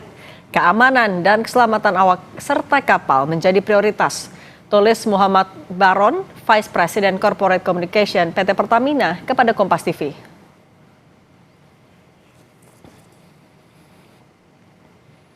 Harga bahan bakar minyak non-subsidi milik Pertamina naik signifikan mulai hari ini. Masyarakat berharap lonjakan tidak mengganggu daya beli di tengah ketidakpastian global yang mengganggu kestabilan ekonomi. Harga 3 jenis bahan bakar minyak non-subsidi milik Pertamina naik signifikan mulai 18 April 2026. Di salah satu stasiun pengisian bahan bakar umum kawasan Pejompongan, Jakarta Pusat, harga baru sudah terpasang. Harga Pertamina Turbo di Pulau Jawa menjadi Rp19.400. Sementara Pertamina Dex naik menjadi Rp23.900. Kenaikan harga BBM non-subsidi ini cukup signifikan. Harga Pertamax Turbo di Pulau Jawa sebelumnya dibanderol Rp13.100, naik lebih dari Rp6.000. Sementara harga Pertamina Dex sebelumnya dijual Rp14.500, hari ini naik Rp9.400. Konsumen BBM non-subsidi mengaku kaget dengan kenaikan harga karena tidak mendapat sosialisasi sebelumnya. Warga berharap pemerintah tidak lagi menaikkan harga BBM untuk menjaga daya beli.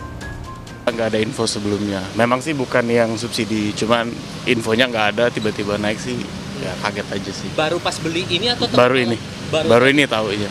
Ya kalau bisa sih coba di maintain lagi, naik nggak apa-apa, tapi mungkin nggak setinggi inilah. Ya semuanya sih tergantung kebijakan pemerintah ya. Kalau misalnya harusnya sih kalau ada kenaikan ya mungkin jangan terlalu besar gitu kenaikannya gitu. Vice President Corporate Communication Pertamina, Muhammad Baron melalui pesan tertulis menyebut, keputusan penyesuaian harga hanya berlaku pada Pertamax Turbo, Dex Lite, dan Pertamina Dex. Sedangkan harga Pertamax 92 dan Pertamax Green 95 tetap agar kondisi ekonomi dan daya beli masyarakat tetap terjaga. Pertamina tetap memonitor dinamika harga minyak dunia dan berkoordinasi intensif dengan pemerintah untuk memastikan keberlanjutan pasokan energi nasional.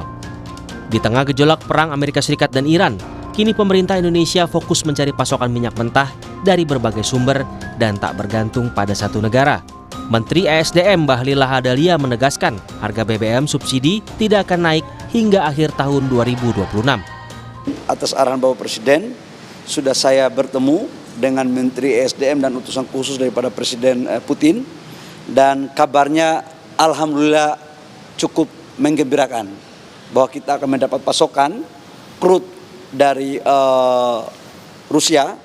Kami sudah bersepakat atas arahan Bapak Presiden bahwa harga BBM untuk subsidi tidak akan dinaikkan sampai dengan akhir tahun, insya Allah sampai selama-lamanya. Ya.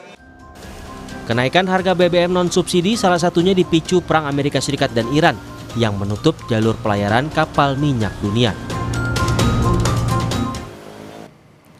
Iran kembali menutup Selat Hormuz sehingga berdampak sejumlah kapal pengangkut minyak tak dapat keluar. Sementara hari ini, Pertamina resmi menaikkan sejumlah harga BBM non-subsidi dengan kenaikan yang signifikan. Kita bahas bersama Kepala Ekonom Trimegah Sekuritas Fahrul Fulvian. Selamat petang Pak Fahrul. Pak Fahrul, selamat petang. Iya, selamat petang Mbak. Gimana kabarnya? Baik, Alhamdulillah. Pak Fahrul, oke, harga BBM non-subsidi kan mengikuti harga minyak dunia. Tapi ketika harga minyak dunia sempat turun, bahkan menyentuh angka 80-an dolar per barel, kita baru menaikkan harga BBM non-subsidi. Ini wajarkah? Saya lihat permasalahan wajar atau tidak wajar, ini tergantung dengan kondisi fiskal dan pilihan yang diambil oleh pemerintah. Karena memang sebenarnya kalau kita melihat harga minyak, kita harus selalu melihat itu secara average ya. Karena sentimen jangka pendek itu bisa membuat harga minyak itu naik jauh. Tapi walaupun sekarang sudah turun, kita harus tetap sadar bahwa tetap harga minyak saat ini itu berada di atas dibandingkan dengan asumsi APBN, yang mana memang kalau kita dari pasar keuangan melihatnya cepat atau lambat, dampak dari kenaikan harga minyak dunia ini harus di-pass through. Dan ini yang lagi kejadian saat ini ya. Akhirnya beberapa non-subsidized full price-nya, harga BBM-nya harus naik. Tapi alhamdulillah pemerintah masih belum menaikkan harga BBM yang banyak dipakai masyarakat, yakni Pertamax dan Pertalite. Karena by the end ini pilihan Pak. Bahwa memang pemerintah ingin tidak ada kenaikan harga BBM, tapi kita harus sadar juga bahwa bagaimanapun shock yang terjadi ini harus diserap, dan mau nggak mau harus ada kenaikan harga BBM non-subsidi. Tapi kalau sampai kenaikannya hampir 50%, tepat nggak? Apakah ini sebenarnya menunjukkan bahwa fiskal kita juga mulai terdesak? Kalau saya melihatnya keputusan ini juga harus mempertimbangkan laporan keuangan dan juga kondisi keuangan dari Pertamina ya, yang mana juga yang dinaikkan sebenarnya juga bukan BBM yang banyak digunakan oleh masyarakat. Masyarakat banyak menggunakannya Pertamax dan Pertalite. Yang naik itu adalah bensin-bensin oktan tinggi, yang banyak menggunakannya itu adalah mobil-mobil dan kendaraan dengan cc tinggi ya. Ini yang kita lihat sebenarnya apakah berdampak, tentu saja pasti berdampak, tapi saat ini masih berusaha untuk diminimalisir dengan tidak adanya kenaikan Pertamax dan Pertalite, kira-kira seperti itu. Pak Fahrul, hari ini kan Selat Hormuz ditutup lagi. Kalau kondisinya seperti ini terus naik harga minyak juga naik turun terus, apakah pemerintah akan tetap bisa menahan harga minyak stabil untuk menjaga daya beli katanya? Apakah ini tetap bisa dilakukan? Dampaknya apa? Ini sebenarnya bisa atau tidak tergantung dengan strategi yang diambil oleh pemerintah. Kita jangan lupa, kalau soal energi total ya, Indonesia itu surplus loh Mbak. Kita juga punya surplus batu bara dan CPO yang luar biasa besar. Jadi seberapa tahan kita, itu tergantung seberapa cepat besar kita bisa meleverage jumlah ekspor batu bara kita, dan juga bagaimana mengubah penggunaan dari pembangkit listrik kita yang tadinya itu sebagian masih ada diesel, diubahkan ke batu bara sehingga energi mix kita berubah, dan ekspor listrik batu bara itu bisa dipakai sebagian untuk menutupi daripada kenaikan harga BBM. Tapi memang harus kita sadari bahwa resiko bahwa akan ada kenaikan inflasi dan kenaikan harga BBM sampai akhir tahun itu tetap terbuka. Tapi saya menyarankan kalau pemerintah hendak melakukan hal tersebut, jangan lupakan bantalan untuk masyarakat yang akan terdampak, terutama dari kelas menengah ke bawah, itu harus diberikan bantalan ekonominya. Oke, tapi kan kondisinya kita masih punya ketergantungan tinggi banget dengan BBM, terutama BBM atau minyak yang diimpor. Apakah masih masuk akal kalau misalnya harga BBM subsidi ditahan juga tidak naik sampai akhir tahun, itu masih bisa dilakukan? Itu bisa dilakukan, tapi memang dampaknya adalah defisit APBN-nya bisa melebar. Nah, Di sini mari kita lihat nanti kebijakan apa yang hendak diambil oleh pemerintah, karena dalam hidup ini dan juga dalam policy semuanya itu adalah pilihan. Pilihannya nanti akan sangat bergantung apakah kita mengutamakan kestabilan harga BBM atau defisit APBN yang melebar, dan di sisi lain juga harus ada realokasi anggaran. Kira-kira seperti itu. Ini soal pilihan kebijakan. Bantalan sosial apa yang harus disiapkan pemerintah untuk menahan multiplier effect yang mungkin terjadi? Saya lihat bantuan, kemungkinan seperti bantuan terkait dengan bantuan langsung tunai ataupun voucher pembelian bensin dalam rangka bulanan atau mingguan, itu saya rasa akan sangat membantu ya. Karena di kondisi ini di dunia yang belum bisa mengalami perbaikan ekonomi, kita harus memberikan bantalan untuk masyarakat kita. Sehingga nantinya walaupun subsidi BBM ini harus berubah, rakyat yang penting untuk mendapatkan support ekonomi itu tetap mendapatkan haknya. Kira-kira di sana, dan ini adalah merupakan momen krusial yang harus di mana negara harus membuktikan bahwa negara benaran hadir di tengah adanya krisis energi yang sedang terjadi sekarang. Oke, Kepala Ekonom Trimega Sekuritas Pak Fahrul Fulvian, terima kasih sudah berbagi bersama kami. Sehat selalu. Iya, sama-sama, makasih. Saudara, usai jeda, pengamat hukum tata negara Ferry Amsari dilaporkan ke Polda Metro Jaya. Ferry dilaporkan LBH Tani Nusantara atas kritiknya soal swasembada pangan.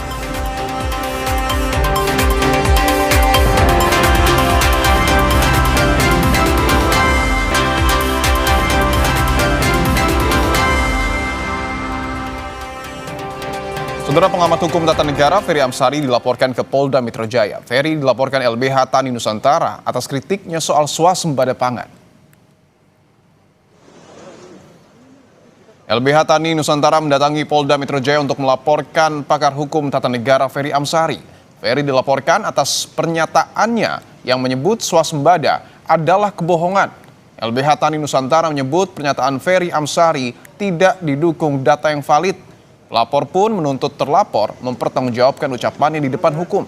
Sementara Polda Metro Jaya menyebut sudah menerima laporan dan segera menindaklanjuti.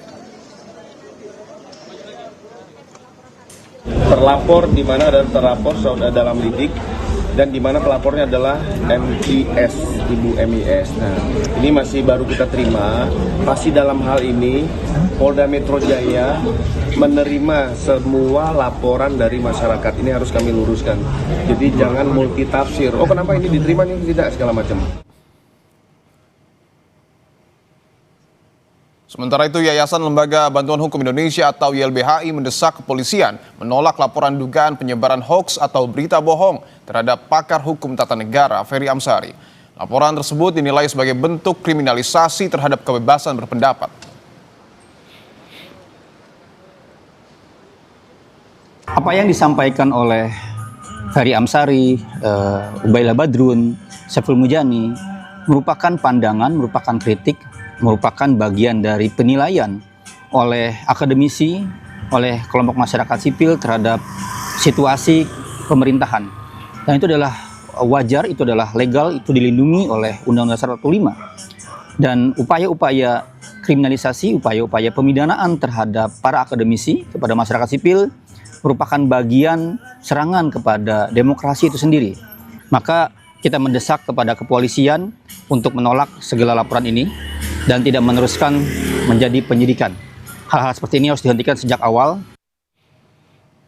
Menanggapi Ferry Amsari dilaporkan ke polisi, Menteri Hak Asasi Manusia Natalius Pigai menyatakan hal itu tidak perlu dilakukan.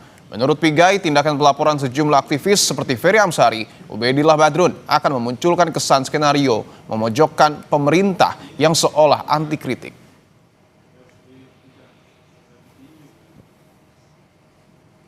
Melalui siaran pers, Menteri Pigai menegaskan opini atau pendapat yang berisi kritik terhadap suatu kebijakan merupakan hak asasi manusia bagi warga negara yang dijamin dalam konstitusi, sehingga tidak dapat dipidana atau dipenjarakan. Menurut Pigai, opini atau pandangan publik seharusnya dijawab dengan data, fakta, dan informasi yang kredibel oleh pihak yang memiliki otoritas.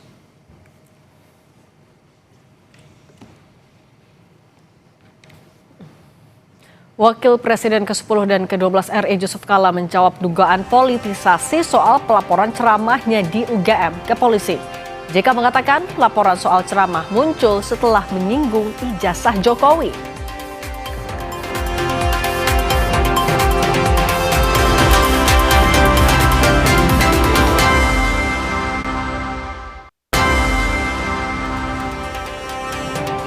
Wakil Presiden ke-10 dan ke-12 RI Yusuf Kala merespons terkait laporan dugaan penistaan agama buntut potongan videonya saat ceramah di UGM. Dalam keterangan persnya, Yusuf Kala menyebut laporan terhadap dirinya muncul setelah ia melaporkan Rismon Sianipar dan meminta Jokowi menunjukkan ijazahnya agar tidak jadi polemik. JK juga sempat menunjukkan tangkapan layar chat tim Rismon CS yang ingin bertemu dirinya, namun ia tolak. JK menyebut permintaan Jokowi untuk menunjukkan ijazah sebagai saran agar polemik ijazah tidak berlarut.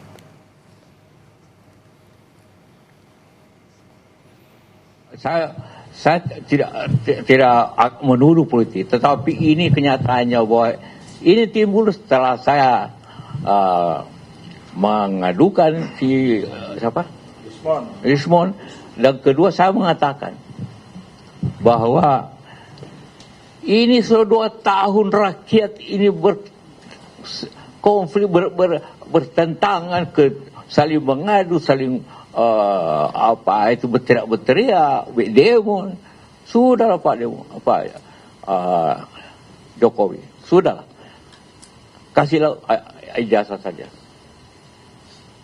Itu saja. Timbul lain, sensitif sekali itu ijazah. Kenapa sih? Dan saya yakin itu asli. Kenapa tidak kasih lihat? Kenapa tidak kasih lihat? Membiarkan masyarakat ini berkelahi sendiri. Saling memaki masyarakat. 2 tahun.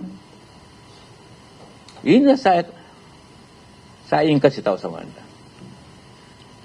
Saya berpasangan dengan, saya wakilnya Pak Jokowi. Tapi karena sudah selesai urusan ini, maka kita sebuah warga negara biasa. Saya lebih tua dari dia. Jadi sebagai orang yang lebih senior, saya nasihati. Banyak yang mengatakan, apalagi Pak JK itu, apa kurangnya Pak Jokowi ke Pak JK sikap ini? Ketua Harian Partai Solidaritas Indonesia Ahmad Ali menegaskan jika kader PSI yang melaporkan Wakil Presiden ke-10 dan 12 Yusuf Kala bertindak bukan atas nama ataupun arahan partai. Ahmad Ali menegaskan laporan itu dilakukan sebagai perwakilan organisasi mereka. Ahmad Ali juga berencana untuk mempertemukan kedua pihak untuk menyelesaikan masalah.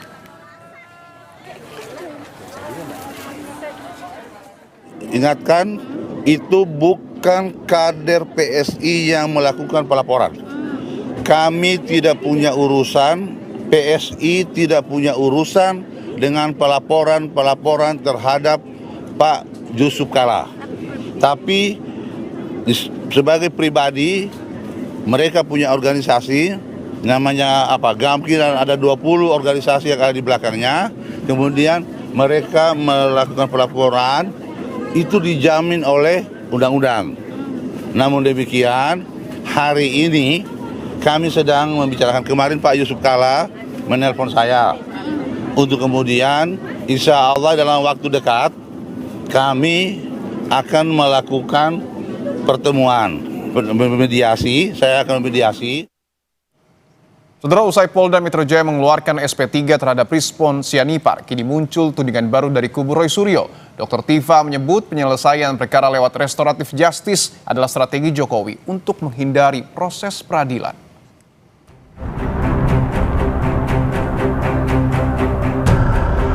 Penyidik telah menerbitkan surat perintah penghentian penyidikan terhadap saudara RHS.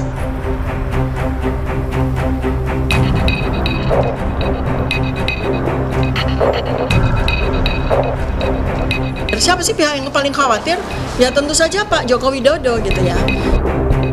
Tifauzia Tiasuma atau Dr. Tifa menuding penghentian penyidikan pada tersangka kasus fitnah ijazah merupakan strategi yang dijalankan Jokowi. Hal ini disampaikan Tifa sebagai respons atas penerbitan surat perintah penghentian penyidikan atau SP3 terhadap Rismon Sianipar. Menurut Tifa, Jokowi melakukan berbagai upaya agar seluruh tersangka mengajukan restoratif justice. SP3 Rismon itu dijadikan sebagai sebuah gimmick gitu ya, atau sebuah offering ya kepada para tersangka ini. Sepertinya Pak Joko Widodo ini membuat sebuah strategi di mana dia mengharapkan atau dengan segala macam termasuk yang sampai ke saya juga ya, bujukan-bujukan untuk RJ dan sebagainya yang sudah disampaikan oleh para termul beberapa waktu yang lalu secara gencar pada saya dan secara tegas saya tolak ya. Dan itu adalah strategi dari Pak Joko Widodo untuk agar seluruh tersangka itu mengajukan RJ dan kemudian akan diberi SP3. Apa yang diungkapkan Tifa senada dengan kesaksian rekannya Roy Suryo. Menurut Roy, relawan Jokowi sangat getol mendekati para tersangka agar mengajukan restoratif justice. Namun, kesaksian Roy CS dibantah relawan Jokowi. Menurutnya, relawan hanya memfasilitasi bila tersangka ingin menemui Jokowi. Sementara RJ sepenuhnya keputusan Jokowi dan tersangka. Semuanya dikasih satu persatu. Bu Kurnia diikuti sampai ke kamar kecil, didesek-desek. Bu, kapan mau RJ? Ada juga yang ditawari umroh, ini fakta. Ada juga kuasa hukum kami yang kemudian di WA asli, kalau ini bukan WA palsu-palsuan kayak WA-nya Tifa itu ya. Kemudian diajak untuk ketemuan. Bagaimana kliennya mau diajak RJ atau enggak? Tidak ada orang relawan. Kalau relawan itu memfasilitasi mengantar mereka ke Solo, itu bukan kapasitas bahwa dia akan menentukan bahwa RJ itu diterima. Tapi RJ itu diterima hanya oleh Pak Jokowi dan pelapor lainnya. Merasa dirinya dipojokkan oleh mantan sekutunya di kasus ijazah, Rismon menyindir. Jika ada yang berpikir ada imbalan uang di balik RJ, maka merekalah yang berharap mendapatkan uang tersebut. Jadi semua ini jangan digirit bahwa ada faktor duit, faktor apapun. Kalau ada yang berpikir seperti itu, berarti dialah yang menginginkan duit itu. Itu saja. Sebelumnya, di Reskrimum Polda Metro Jaya mengumumkan telah menerbitkan SP3 bagi Rismon Sianipar. Penyidik menghentikan perkaranya usai Jokowi memaafkan Rismon yang secara langsung menemuinya di Solo. Tim Liputan Kompas TV.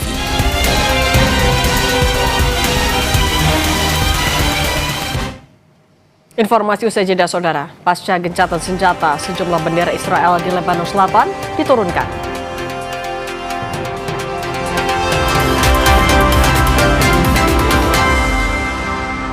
Sektor transportasi bukan satu-satunya penyumbang emisi karbon. Sektor usaha mikro, kecil dan menengah juga turut berkontribusi. Konsep UMKM hijau pun digaungkan untuk menekan emisi gas rumah kaca, terutama di Jakarta. UMKM hijau mungkin langkah yang baik ya. UMKM hijau menjadi satu aksi yang dilakukan secara berkelanjutan oleh Pemprov DKI Jakarta. 60 menit special report, Minggu 19 April, pukul 6 petang di Kompas TV. Di panasnya pertandingan, semangat adem harus jadi pegangan. Dengan 100% kemurnian alami, ademnya Aqua alirkan semangat kita. Aqua, ademin kita semua. Fokus dan kepercayaan diriku sangat diperlukan. Gejala flu seperti bersin-bersin, hidung tersumbat, sakit kepala dan demam reda dengan Ultra Flu. Ultra Flu, flu reda, lega rasanya.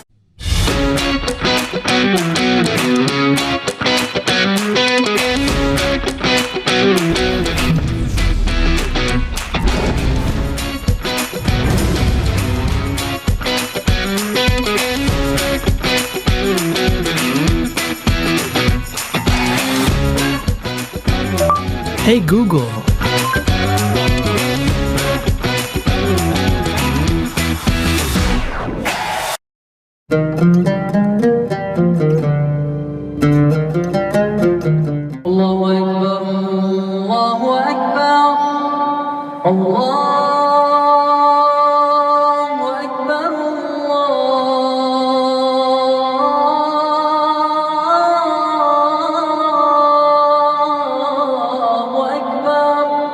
أشهد أن لا إله إلا الله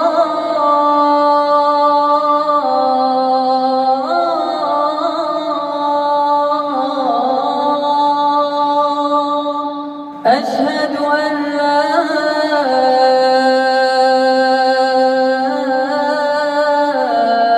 إله إلا الله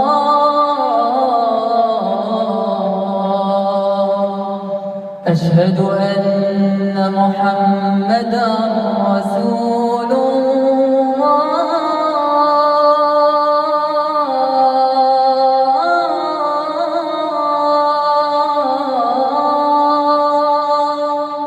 أشهد أن محمدا رسول الله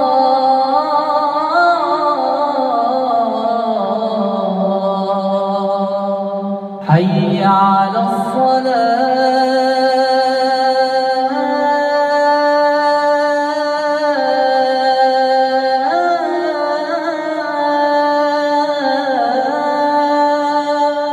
حي على الصلاة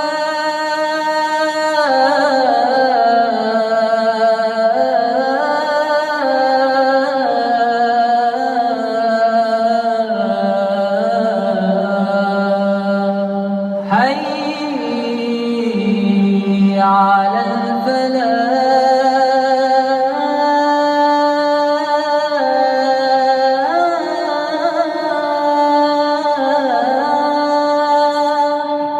حي على الفلاح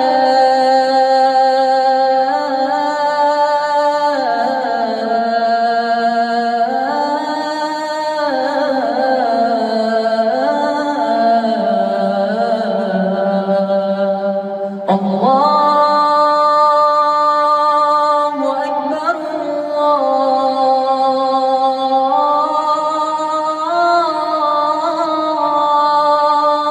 الله أكبر لا إله إلا الله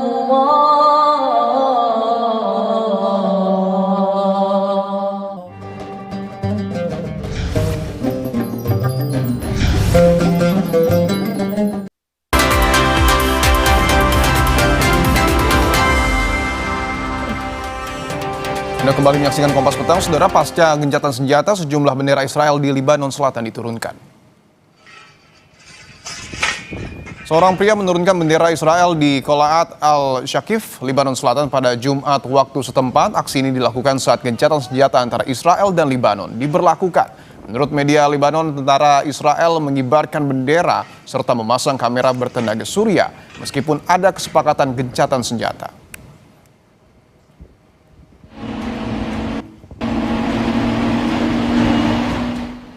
Sebelumnya, kelompok Hizbullah melancarkan serangan rudal terkoordinasi terhadap posisi vital dan kendaraan militer Israel di wilayah Al-Bayada. Serangan tersebut mencakup serangan rudal berpemandu, rentetan roket, dan drone serang yang menargetkan situs-situs militer Israel di selatan Lebanon hingga ke pedalaman wilayah pendudukan utara. Lebih dari 20 roket diluncurkan oleh pejuang Hizbullah dalam waktu 3 menit menuju permukiman di Palestina Utara yang diduduki Israel.